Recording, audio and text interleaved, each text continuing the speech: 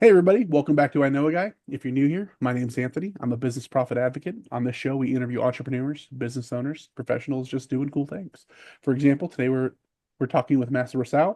He's the host of the Business Library podcast, where they tell great success stories about real businesses. How you doing today, Mass? I'm doing wonderful. I'm doing wonderful on this lovely Friday. Yeah. Is it still Friday where you are? I know you're a Yeah, little time zone difference between us. yeah. I'm not that crazy. I don't do podcasts at midnight. Yeah, No, so don't want me at midnight. Their things kind of get cuckoo. yeah, I get that. I get that. So just so everybody else knows, where are you calling in from? Where you at? I'm in Denmark, born and raised in a little town called Frederiksværk. Has one of those funny Danish letters, which is why it probably sounds a little bit weird. No, yeah, definitely. I wouldn't be able to pronounce it, but you did a fantastic job. And if I need to use it later for whatever reason, I'll just dub your voice over what I say, so it sounds right. So Good anyway, idea. so what do you do for fun over there? What do you recommend people do if they're visiting? What I recommend for them to do? There's a bunch of different things to do. If you want to go on a night out in Denmark is always a good time. Things like their drink, um, that's always a good time. That if that's up your alley, or history, we have a bunch of old stuff, like really, really, really, really, really old stuff. Like where I live, they have like a 20 minutes away a burial mound that's I think it's 3 or 5 thousand years old. I guess that doesn't really matter when you get into those kind of numbers. It kind of stops mattering. Old. So, Yeah, very like ancient. yeah, older than we have here, as far as like the American history. It's yeah, we go back a couple hundred years and people kind of were doing similar stuff. Anyway, so what can you tell us about what you do? Well, what I do is those amazing shorts that you make from this podcast as well, and people probably seen all over social media. I make those for people, basically content repurposing. If it's taking a podcast like you're doing, turning it into clips just to get a lot more content, to get a lot more exposure, or one thing that people recently like introduced was you could also just do it from meetings. If you're on a lot of meetings, one-to-ones, they're interesting, you say something interesting, you could just hit the record button, clip that up. People would be none the wiser if it was a podcast or not. And it doesn't really matter. The content good, it's good. So that's what keeps me busy. I love making content, creating content. Something I've been doing for a little while. Let's put it like that. Yeah, I think last time we talked, when did you say you got started doing it? Um, 13, 12, 13, something like that. I'm 27 now, almost got it wrong. I recently had my birthday. That would have been like last year. It took me 2 months to realize. I don't know why. The learning curve to remember your new age is getting longer the older you get. I don't know why.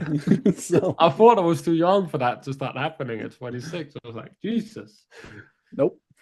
Surprise. Apparently, Uh, apparently not.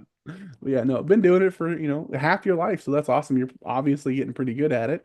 And yeah, that's super important to know. A lot of people, they know shorts are important. They know, taking long form and condensing it down is, just as important as making long form in and of itself. So it's becoming a bigger and bigger part of how people, digest media. So that's awesome. How'd you get started just on that part of it? Obviously you've been making videos for years and years, but on the short side. Well, we have, as you mentioned, our own podcast. It was called the Podcast for Small Businesses at that point. We'd have a long one. Good reason why we changed names. Definitely one of the main ones. And I was like, this growth is just really slow. And at that point, I started seeing a lot of similar clips popping up in my own YouTube short feed. And I was like, that must mean that there's some sort of tool that people use because there's no way that one editor or team is doing all of this different content in all of these different areas with the exact same captions. That's a bit weird, which got me started looking. And then once I found it, which is Opus, I know you use the same software. I was like, this is actually quite nice, quite cool. Like, other people could use this as well. Because one of the big things of people when you talk about social media is staying consistent, posting a lot of content, keeping the quality up, because it takes time and effort. It especially took a lot of time and effort before any of this AI stuff like ChatGPT, Opus, any of them. Just a very time-consuming task. Still kind of is. I'm sure you're finding this out as you go. Yeah, absolutely. Absolutely is. And I think what kind of drew me to it was, I was having these conversations and I wanted to record and, add value to folks, but I think it was Gary V. He was saying the reason that he does long form is because he can get shorts out of it, where he goes out, he talks, and then he can get like 40, 50 shorts out of a couple hour Mm. conversation or, shorter versions. But being able to repurpose your content is going to get more eyes in different ways. So you're kind of able to cast a wider net. And I always tell people when they come on, more people are going to see the shorts than they're going to see the full length. So let's try and find some cool topics that we're able to cut up and have people really hone in on and really bring impact to more and more people that way. Say something smart that's nice and concise, not too long, because you don't have much more than a minute. Yeah, yeah. And No, it's like touching a point, that point you talked about Gary Vee. True, and it is much easier to film one video than 10, even if that video is 10 times longer than each of those individual videos, because you don't have to hit record and hit stop record 10 times. Just by that metric, it's easier, just as simple as it basically can be. And now with AI doing it, I don't really think people have an excuse. I get before it took time, like watching your content over and over again 3 to 4 times is not a fun part. I'm like, I get it. I know what I said. I said it myself, and now I've heard myself say it 4 more times. So I'm with you at this point. yeah, That's the no. worst part of editing to me. Like, oh, You're not wrong. Most folks don't like the way they sound anyway. I'm one of them. So happy to go back you'll and get you'll learn to tolerate your voice at least. well, as Let's long as put I can it like tolerate that. it. So, well, awesome. So what's your favorite thing about what you're doing? Well, getting into the psychology aspect of it, in the way of, okay, why did a person react like they did? Why does this work? Why didn't it work? How humans brains tick are just like very interesting to me. So that whole experiment of how can we keep a person's attention for the longest amount of time possible, I love it. Yeah, that is That's that is interesting. and Everybody one of thinks the different. things, as you mentioned, everybody thinks different. You're never going to run out of stuff to do, because there is a lot of brains that lies in this planet. It's the same thing that got me in like sales leadership. I don't know if you have the same thing in your life where you're just, that's the thing that connected everything. And Yeah, no, there's definitely been a through line with everything that I've done. And for you, half of your life has been, spent making videos and making content and kind of learning the ins and outs of all this. What's something that you would do differently now if you had to start over? If you had never done it before and you're just starting, what's something that you would advise somebody to do? I think the first thing is I wouldn't stop and start as much, because I started the first time. It probably wouldn't have made it too big of a difference if I just skipped that one, but it would have been a good learning experience. Just keep doing it. But for me, I've 4, 3, 5 different YouTube channels, something like that. Just doing it in a lot of different iterations and not sticking with it for long enough. What I would say is like the main factor, Mhm. because it takes time to learn what works, what doesn't work. Yep, absolutely. Giving up too early is definitely definitely a big downfall for a lot of people. Yeah. They could have a good idea. They could be executing it perfectly, but it's not an overnight thing. It's rare that something just kind of pops up and then is big all of a sudden. It takes a while. And then to add to that, I think a lot of it is to like determine what your level of success is. If you go from 0 to 100 subscribers, that's as big, and from what I've heard, as going from 1,000 to 2,000, right? You're that first initial 100 and just kind of growing and getting from zero to something. That's successful in and of itself. Yeah, like visualize 200 people in front of you, 100 people in front of you is actually quite a lot of people. Most people probably stutter if they got on a stage in front of that many people. I don't know if I would. I've never had 100 people standing in front of me just anticipating me to say something smart. It's a lot easier doing it through video, even though if you don't like your own voice, because there's editing and you can just hit the delete button if it's bad. You can't do that in real life. I think the only time I'd be comfortable talking in front of a group of 200 in person would be after a night on the town in Denmark, right? So coming back way more confident. Yeah, yeah, that oh, it's good. It gives a different types of courage, that Yeah, liquid courage. yeah, absolutely. So, who are people that you like to help? Who are like your average client or people that you can kind of really dig in and help them out? The people I work with the most are definitely people in the educational space. That's what I do myself. It's always what I've kind of been or around what I do for the past at least 6 years or so. But end of the day, social media is social media. There's stuff like everybody can learn from everybody. Like some of the greatest channels was just like, these guys do something that's smart. Let me take that, do it in my niche. People love that kind of stuff. So if it's directly like offering a service for me, that's who I help. But I love speaking to everybody. I love meeting new people. Just like when we got on that one-to-one, that's one of my favorite things about my day-to-day is meeting those new people because you get to see how another person thinks. And I can't get the live reaction doing the video. I can't see if what I say sticks or not. And it puts you in a great position to meet more people. Absolutely. So anybody that has a question about social media, I'd like to speak to them. I know it's bad to say I help everybody. I just like to have a conversations with everybody. Yeah, absolutely.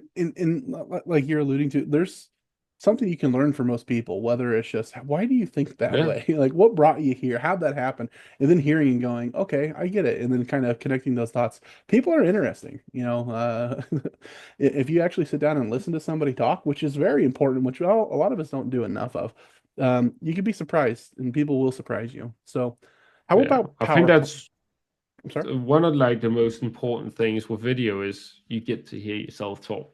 That's and not the key thing to why I love it because it helped me learn how to actually communicate.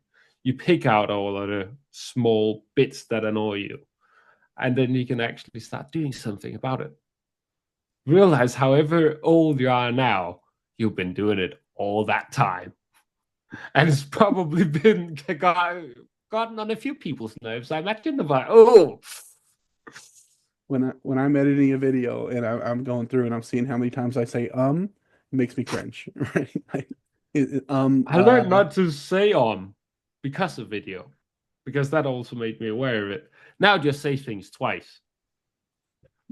Just start doing something different. But it's in my case better than that is better than I'm gonna have to start doing that. I'm gonna have to start doing that. Um, see, there I am. I did it anyway. So, well, fast learn. I'll give you that much. so when people are looking to get started in, social media, and maybe they're having conversations, they're doing long form, kind of like this. Can you describe to them how important is it to repurpose your own material and create other forms of social media out of it? Well, just by pure mathematics, there's two equations I like to put into it. The more content you post, the higher chance of it going viral, or some of it going viral. It goes up by the more you post. Mathematically, that's simple math. Another thing is think about when you're scrolling through YouTube and you see those long videos that's 45 minutes. You think, ooh, I don't have time to watch that one. But then you're scrolling through the shorts feed. I'm like, ooh, I like to see the rest of that. You just click and then you start watching the video because you've already gotten that 1 minute preview. Or if you clip it up into, let's say, 5 minute pieces as well, like, ooh, 5 minutes. I have time for that. I'll squeeze that in, and then once you're like 5 parts into it, spent 45 minutes nearly. Yep. So that's two key aspects of why I think it's important, and you should be doing it if you really want to at least take advantage of it whilst it's here. Like you can actually grow a lot faster from it.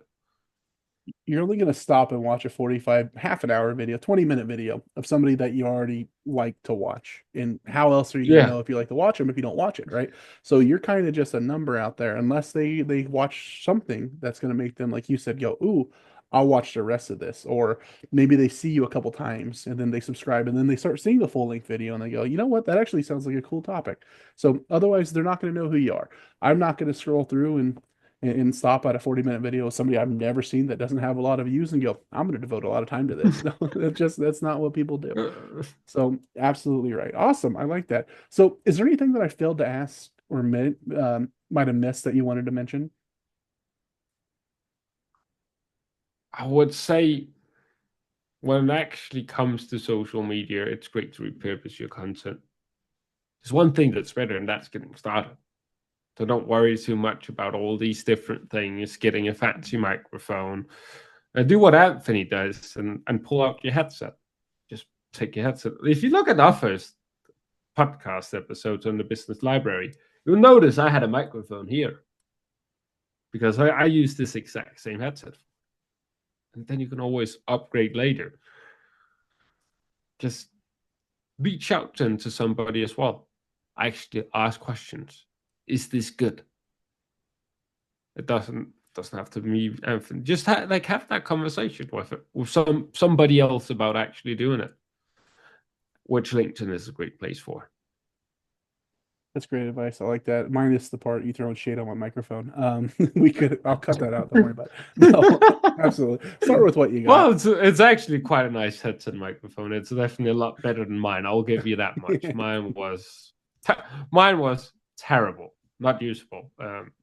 Well, I don't know. It was a cheap microphone. It worked for my purposes. And start where you're at. Start with what you have. You can grow into stuff. You can get the cool stuff later. Like, hey, I have a lamp right here. Right, that's what I'm using for the light my face. Because I was told the other day the window's open and it's blowing out your view. People can't see your face. I was like, okay, well I'll figure it out. So I put a lamp up there. So, but anyway, awesome. So if people do want to reach out, if they do want to get started, if they're looking at this, how do they get a hold of you? LinkedIn is a great place. I will also leave an email down there. If you forgot the social media links at the moment, because I'm like the most likely to respond to you on LinkedIn if you don't have. If you hit me up by email, it might take a day or two. So do LinkedIn or use like Instagram.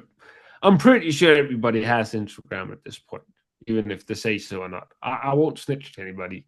Just send me a message. We'll find some. Take it off a different platform if you don't want to stay on Instagram. But yeah, email is a risky one. Perfect. If you really want to, I'll leave it down there. Awesome. Yeah. And I'll put all that in the description, like you said, so people don't have to hunt for you. But perfect, Mass. I really appreciate you pouring into us and teaching us something. I absolutely recommend you reach out to him. He's the exact same person every time I talk to him. Definitely a wealth That's of a good or knowledge. bad thing. That's to be determined. We'll let everybody else decide. But anyway, so really enjoy talking with you. Always a good laugh. Always learn something. So if anybody out there wants to reach out, I absolutely recommend they do. If you want an introduction, feel free to ask me. I'm more than happy to make three-way introductions. Other than that, if anybody else would like to be interviewed, feel free, reach out to me. I'll have my link tree in the bio as well. So feel free to grab that and connect with me. Love to have a conversation with you. But other than that, I really appreciate you taking the time and coming on. Let's all get out there and meet some more people. All right. Appreciate you.